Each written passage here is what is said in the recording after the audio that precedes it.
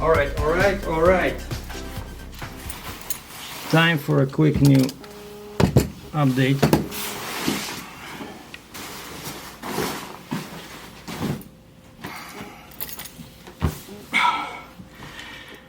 How's it going, boys and girls? Captain Sergey back at home in my home area. A bit crooked, are we? Awful weather.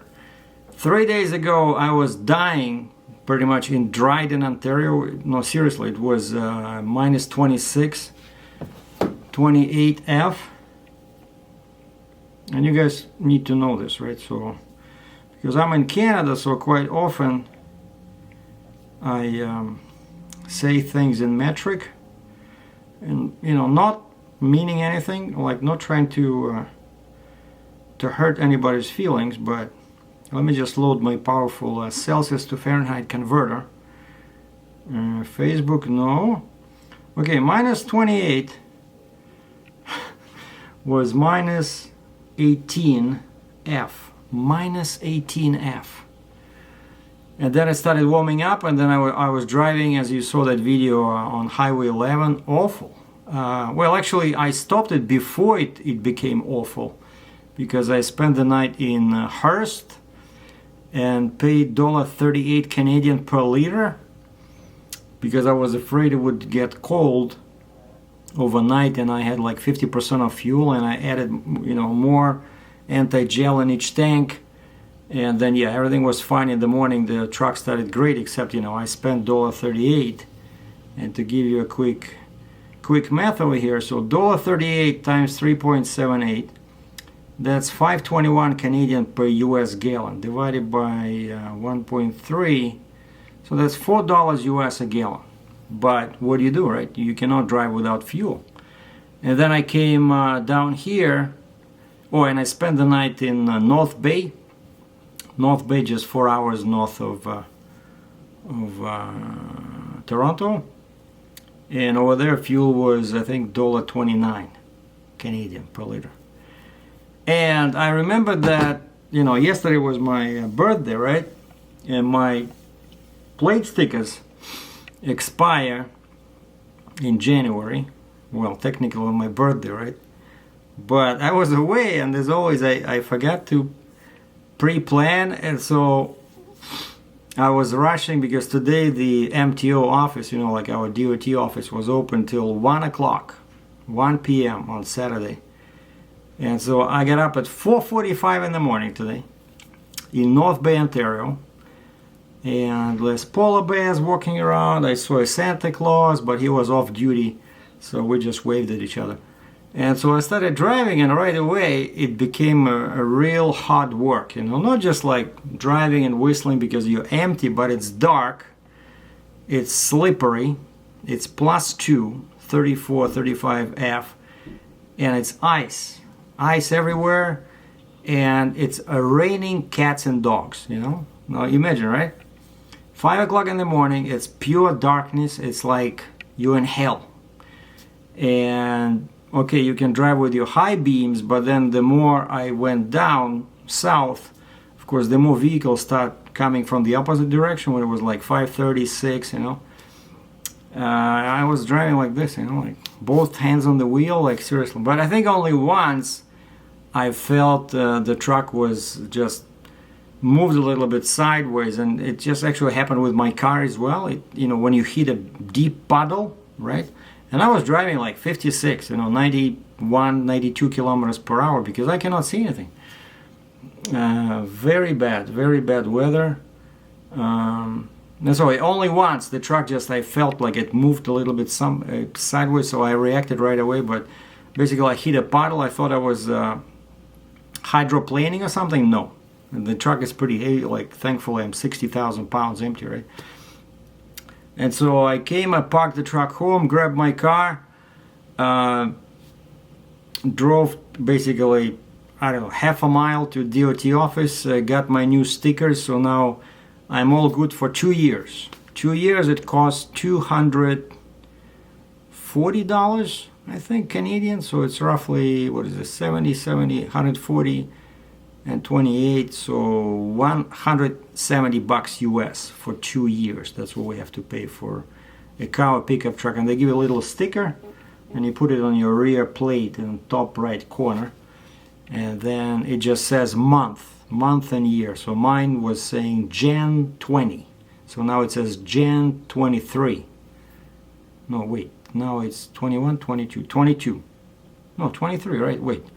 So next year is going to be January 21, and next year after that, yeah, 22. So now it says Jan 22. And that's it. And then what I did, I mailed a check to the bridge. I forgot all about it. Remember with that, with the excavator that I took to Dryden, I had to pay the fee to the bridge in Queenston, Lewiston. I had to get permission to cross the bridge first of all, right? Because I was over 120,000, no, 130 over there. If you're over 130,000 gross, you have to get a permission, and then you have to pay when you go through customs on the other end. So I think they charged me 116 Canadian, so roughly $100 US. And so I stopped by my post office, sent them a check, and picked up a bunch of my mail, and the worst news I got is, like, I always hate this. It happens every 3 years when you have to go for a medical. And these guys, you know, they don't joke around, right? Like on the letter it says, "Dear Mr. Drachev, your medical is due by March 20th, 2020. And I'm like, what? I just did this. How can it be that it already passed 3 years? But, you know, as you get older, years just keep flying by. And I was just listening to congrats from my brother. He sent me like an audio file, like, you know, audio file recording via email. And he's saying, geez, he says, in a couple of years you'll be 60. And he says, next year I'm 50, because he's 9 years my younger. And we still feel like we're kids, you know, back in school, like, hey, Alex, hey, Sergey, how are you? But, you know, I'm almost 60, he's almost 50. So time flies by. That's why it's important to have a joy in life, you know. I'm not sure why I grabbed the banana, but today is my разгрузочный день, which means that 3 meals today I eat whatever I want. So I had the Indian food with some bread, some nuts, some rice, whatever. So, and then dinner will be meal number 2, and tomorrow breakfast I'm gonna have pancakes. And I'll try to get dumplings today, you know, those Chinese dumplings. I love those things. So that's it. After Sunday morning, back on the wagon, protein diet, losing weight. So what was I saying? So yeah, so the brother said, you know, time flies by, right? And it's important to enjoy what you do. And he also says that all the people he knows, and I agree 100%, that you cannot retire if you want to live long, because as soon as you retire you start getting sick, you drop dead, you know. I see all these guys sitting in coffee shops, you know, like 5-6 guys, you know, you see them like every weekend they gather, and with every month there's less and less people showing up, and they're just there, you know, like, hey Bill, how are you? Hey John, what's happening? Oh, I just had my right leg amputated, you know. Oh shit. Oh, how are you? Oh, I just lost my dog, you know. So basically, if you lose your passion for life, that's it, you're dead. And so for me, I cannot do that. I have to stay busy. It doesn't matter. You see, like now I'm coming in, like it's Sunday. I woke up at 4:45. Why am I recording this video? You know, why am I? Because this is still work, right? I'm paid for this. It's because I enjoy it, you know. I enjoy video, I enjoy travel, I enjoy trucks, and most of all, I enjoy heavy machinery. You know, you give me an excavator or a dozer any day of the week, I'll drive it for free. Like, I still remember that brand new dozer I drove in the port. I did 2 circles because anybody caught me. Well, nobody caught me. I was just, instead of driving straight to the trailer from the place where it was parked, I thought, hey, I'm supposed to learn the controls, right? So instead of going straight to the truck, I did like 2 circles, right? And I was driving and laughing, thinking that if somebody is watching me now, like, why is this guy driving in circles? But it's joysticks, right? These new dozers. I don't remember. I think it was a cat. But these new dozers, right? It's joystick. They're so easy to operate, so comfortable. Pretty much noiseless. It's just a joy to be in there. I love this stuff. And so yeah, I'm gonna stay busy. Even if I retire from trucking, I'll find something maybe less stressful, less physically challenging, but still something that you use your brains. I don't know, maybe sell trading machinery. Like buying and selling used machinery. Or maybe become a freight broker, or I don't know. No, actually, freight broker, that's too stressful. Like this friend of mine in Alberta, he works like 10, 12 hours a day, One skid at a time. That's very stressful. Okay, so what's happening with the Jeep and Stinger? So money is received, right? Full prepayment received from my direct shipper. And we're moving a scraper truck, 621H. Caterpillar 621H. For those who don't know, it's 621H. It's a pretty big one. It's the same as 625 or 627, except that one has two engines, one in the front, one in the back. This one has one engine, but the frame, the body, the box are the same. So it's going to be pretty big, but just two axles. And so I'm doing two of these back to back, but it's Alberta to Ontario. So the gentleman was kind enough to agree to fully prepay the first one so I can pay for the Jeep and Stinger. So Miss Luck favors those who are ready. And you never get something unless you ask, right? And so I asked him, I said, can you prepay? And the guy says, okay. All right, so we agree on a price. It's not too low, not too high, somewhere in the middle. And I'm glad for this opportunity to use my Jeep and Stinger. I really appreciate this. If this guy from London is watching, thank you very much. I'm not gonna let you down. And so yeah, so I communicated with my financial company. I said, the money is in the bun is in the oven, take it. And they said, okay, we'll process the payment Monday. So that's going to be my first payment for the Jeep, which is basically the sales tax up front, 13%, 6,800 Canadian dollars. And then I'm going to leave a couple of checks with the factory for the Stinger. And they agreed to do it in a couple of payments because it's like a bunch of money. But anyway, don't worry about that.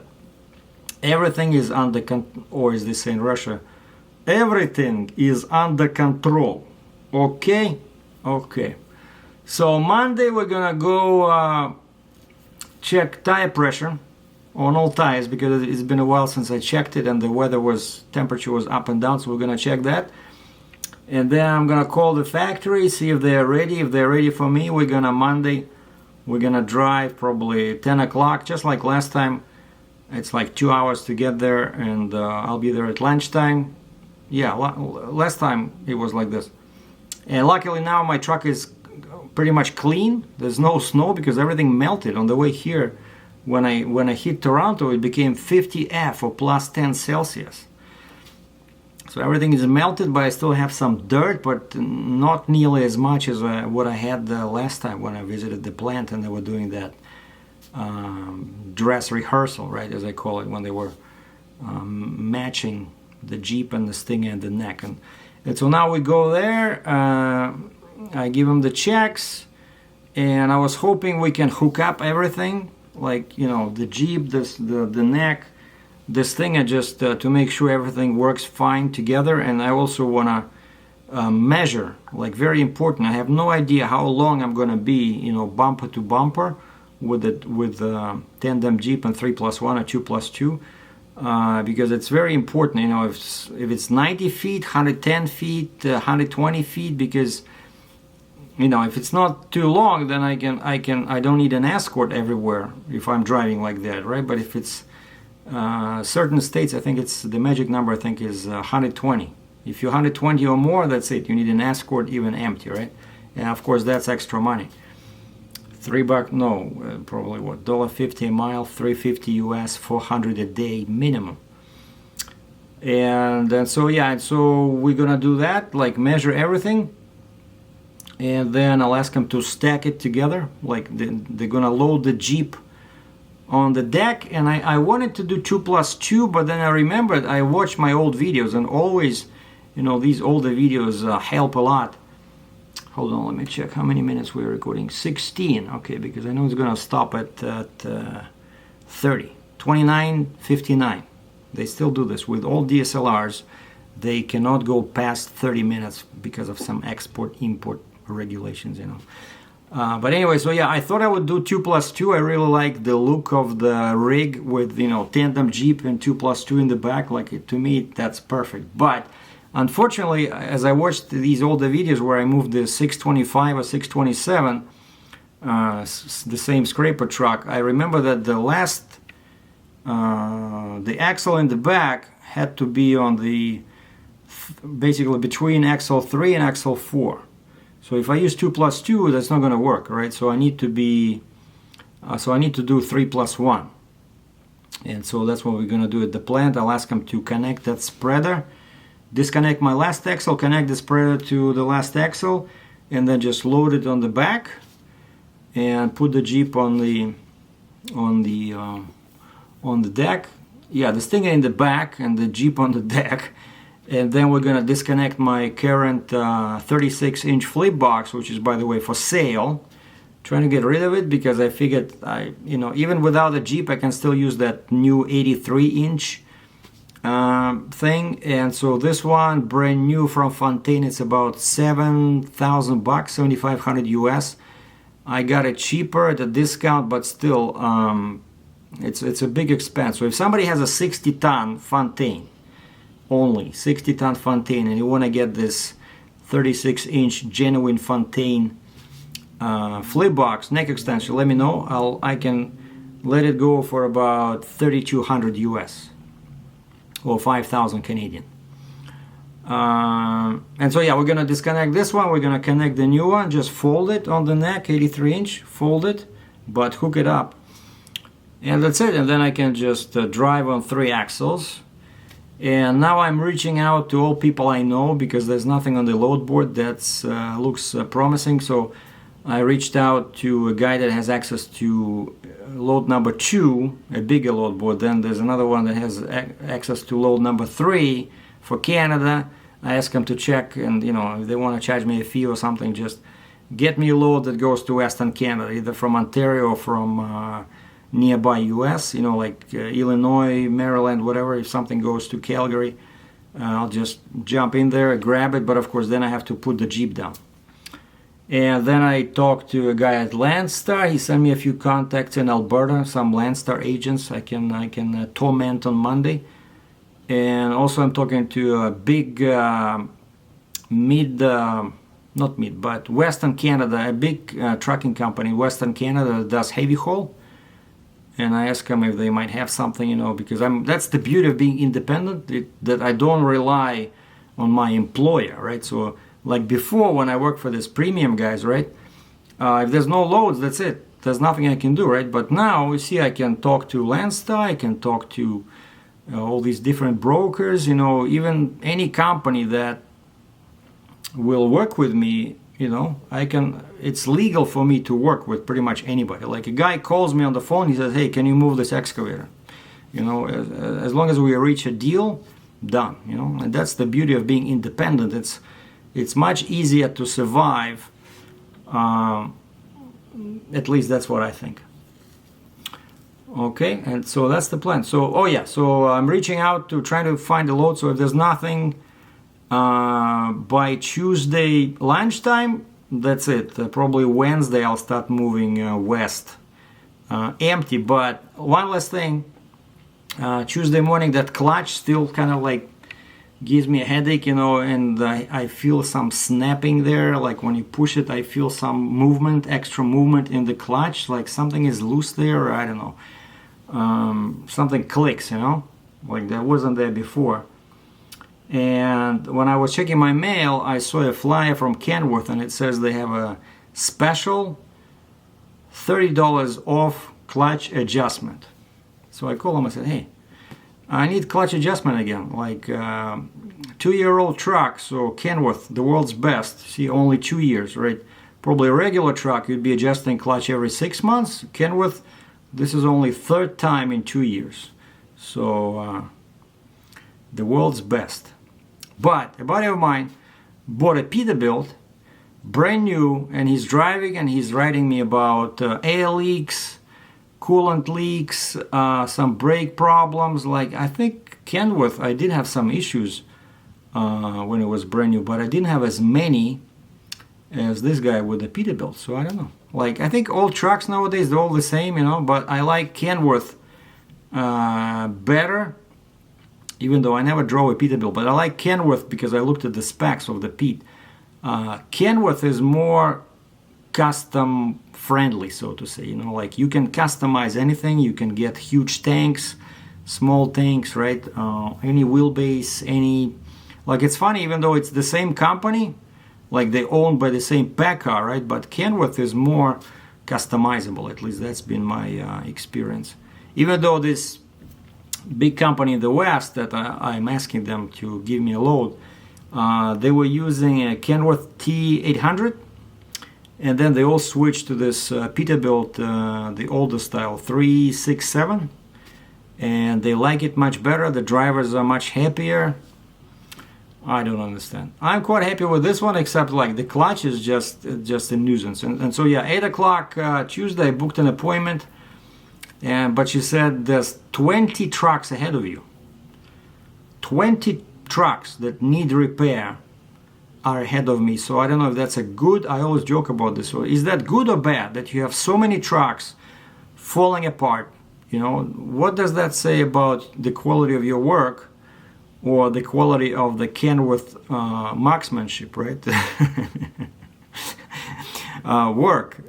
Quality of work. So anyway, so that's what we're doing. So the clutch is the last thing I wanna fix, and then yeah, change and I'll check tires on Monday, and that's it. Then I'll have my Jeep, my Stinger, and I will do a separate video about that. So stand by. That's gonna be very exciting. I'm very excited. I cannot believe that I've been able to get to this level. And you know, as they say in Russia, we have a saying, далеко пойдет, если не остановит. So that's kind of like the story with me. So thanks for watching. Stay tuned, and we'll catch you later, boys and girls. Stay warm. Actually, it's 50F now. Stay cool.